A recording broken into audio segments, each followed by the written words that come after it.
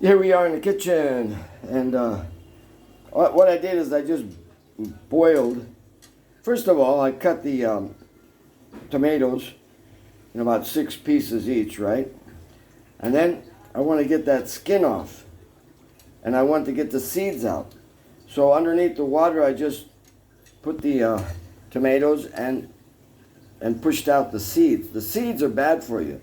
They make holes in your intestines, you know. And then the skin, it'll stay. But if you boil nicely, yeah, if you boil it nicely, skin comes right off. Yeah. So now I'd say maybe I boiled it 15 minutes. That's about it. You can also burn off the skin. And I don't know how, but anybody who cooked tomatoes for Srila Prabhupada, they knew how to peel these doggone guys. And I ain't going to waste my time trying to peel these guys. I've already tried that so many times. That will stick in your intestines for a week, Prabhupada says, and give so much trouble. So you want it out. You want it out, out, and out. You only want the substance. This cooked is good for prostate. So there's good old men, you know, this cooked without the seeds and without the peeling, it doesn't take that much time, you know. The seed, just cut it up in 6 pieces and wash the seeds out, and then you just boil it for a few minutes, and then you just pull the skin off, and that's it. And what I'm going to do is I'm going to do what is called boiled otter. Yeah, I'm going to boil my chapati otter. I got my little boil here. Yeah, I'll put it in here. And I'm going to have some fun, because it's fun to do something new. It's fun to do something new. Never the same, you know. So I put a little bit of, you know, let's see. We'll put a little bit, I'm going to put a little bit of salt. I'm going to put a little bit of turmeric in there.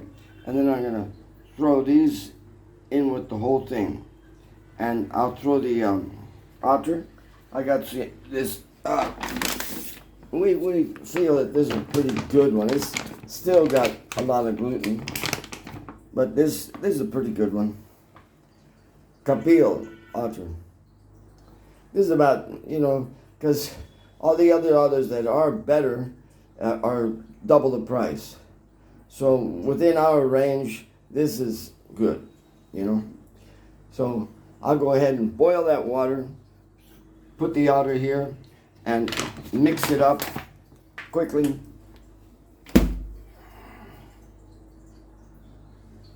Actually, it's no fun unless you are an engineer when you're cooking and everything. So, you know, just getting up the good boil and everything. And get that up there. And I got my otter right in there. I got my tomatoes right in there. A little salt. We'll just sit and fine. Now, how to hold this thing and at the same time throw it in there. So what I'm going to do is I'm going to do one pass by one pass. We got that going. And this, hang on. There we go. Now,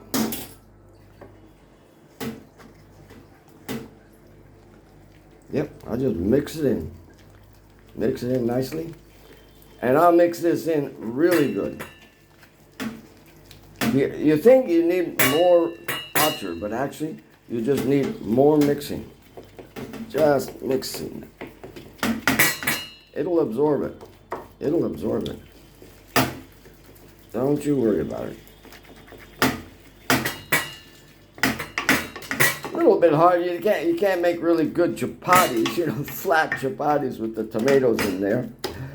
But I can do anything I want to. I got that clay pot of mine right there. Yeah, that clay pot of mine, I'll just throw it in there and make it like a bread. You know. In other words, cooking it takes style, you know. You gotta get some style to your cooking, but Yeah. Yeah, get it all wound up. Yeah, when you're making the balls, if it's sticking too much to your fingers, you can put some outer on your hand and everything. There's another little trick. You can't do it when it's hot right now, but you can put it in plastic. Put it in a plastic bag, and your troubles are practically over of sticking.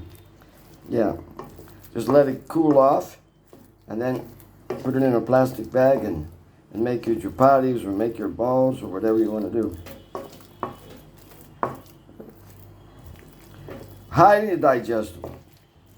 The more that water comes into anything, if you have paneer and you have dry paneer, it's not, the availability of what the paneer has is not as easy for your stomach to digest. When you knead with your hand, you knead it, you push water within that paneer. That's why fresh paneer is so good. And that water that goes into that paneer will help your body, and it'll make everything more available. In other words, all the ingredients that you want to be available to your body will be more available if you put more water in and you knead it hard. So this also is, as much as I can put the water in there, because once I'm cooking, it's going to dry it out, but not completely. And it'll still be available to my stomach. Yeah.